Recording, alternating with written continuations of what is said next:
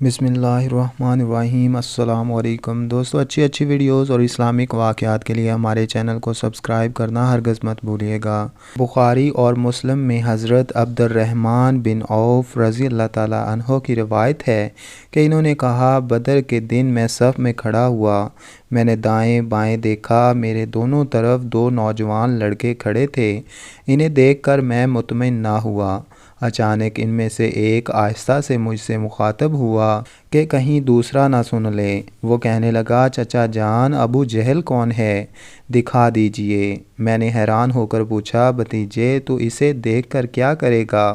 وہ بولا، مجھے پتہ چلا ہے کہ وہ ہمارے پیارے نبی صلی اللہ علیہ وآلہ وسلم کو گالیاں دیتا ہے۔ قسم اس ذات کی جس کے ہاتھ میں میری جان ہے، اگر میں نے اسے دیکھ لیا تو میرا وجود اس کے جسم سے الگ نہیں ہوگا حتیٰ کہ ہم میں سے ایک مر جائے۔ اس کی یہ بات سن کر مجھے تعجب ہوا۔ اتنے میں دوسرے نے بھی مجھے متوجہ ہو کر یہی بات کہی۔ اسی لمحے اچانک مجھے ابو جہل نظر آ گیا۔ وہ اپنے لشکر میں بھاگا پھر رہا تھا۔ میں نے کہا، دیکھتے ہو، وہ ہے تمہارا شکار جس کے بارے میں تم مجھ سے پوچھ رہے ہو۔ یہ سنتے ہی وہ اپنی تلواریں لے کر ہوا ہو گئے۔ جاتے ہی تلواریں چلائیں اور اس کا تیا پانچا کر دیا۔ پھر بھاگتے ہوئے رسول اللہ صلی اللہ علیہ وآلہ وسلم کی خدمت میں حاضر ہوئے۔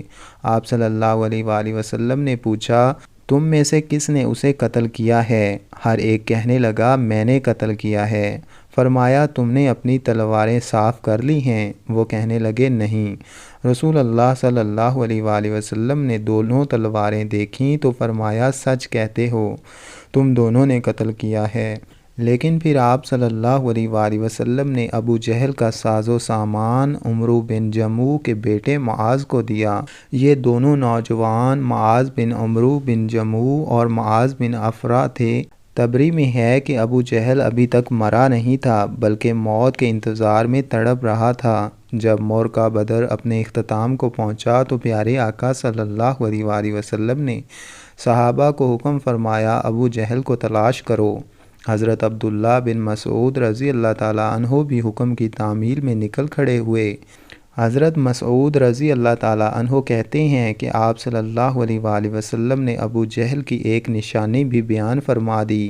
آپ نے فرمایا، اگر تم مقتولین میں سے دیکھو اور ابو جہل کو نہ پاؤ تو دیکھنا اس کے گھٹنے کی جگہ زخم کا نشان ہوگا، اور نشان اس طرح بنا کہ ایک مرتبہ میں اور ابو جہل عبداللہ بن جدعان کی دعوت میں گئے۔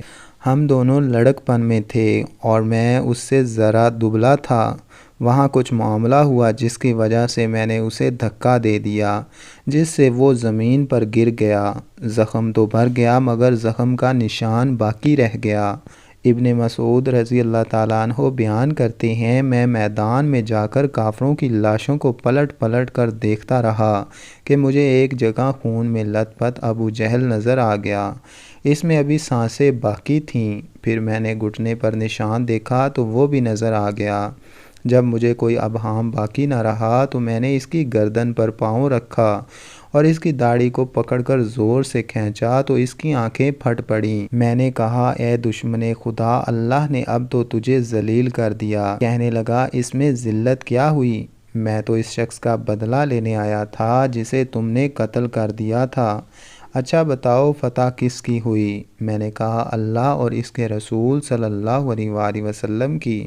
پھر کہنے لگا، اے ابن مسعود، اے بھیڑوں کے چرانے والے، تو بہت اونچی جگہ چڑھا ہے۔ دوسرا قول یہ ہے کہ حضرت عبداللہ بن مسعود نے کہا، اے ابو جہل، تیرا قاتل میں ہوں۔ کہنے لگا، نہیں، تو اس سے پہلے غلاموں نے اپنے آقا کو قتل کیا ہے۔ قول یہ بھی ہے کہ جب ابن مسعود رضی اللہ تعالیٰ عنہ اس کے سینے پر چڑھ بیٹھے تو آپ نے کہا، اے دشمن خدا، تو فرعون سے بھی بدتر ہے، کیونکہ اس نے غرق ہوتے وقت ہی کم از کم اپنے ناپسندیدہ کردار کا اعتراف کرتے ہوئے انصاف سے کام لیا تھا۔ تیرا بھی وہی حال ہے، پھر بھی تو اس حالت میں گمراہی اور ضلالت پر اصرار کرتا ہے۔